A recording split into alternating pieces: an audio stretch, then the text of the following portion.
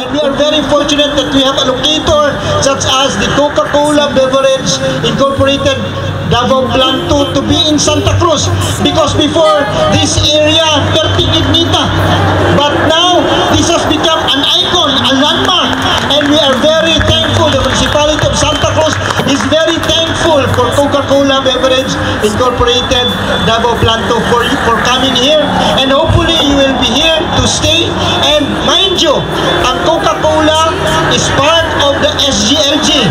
Without your support, being a very responsible company, hopefully the light that we will be lighting up today will be a source of motivation, source of guidance, and become a beam of light to all Santa Cruzians to be me. So once again, from our very dynamic Mayor Jose Nelson Tata Sala wishes everybody a Merry Christmas and a prosperous year. Thank you once again. Sa kapiling ka masaya ang Pasko, iba man ang ating pagbati, pag-ibig pa rin ang siyang maghahari.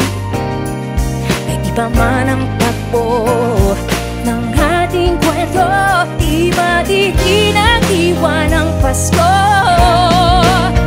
Kay daming pagbabago sa parating na Pasko, ngunit di pagbabago ang pinakamagandang regalo. Ang sa puso'y magkasama tayo, basta ika'y kasalo, mas lalo sasaya ang puso.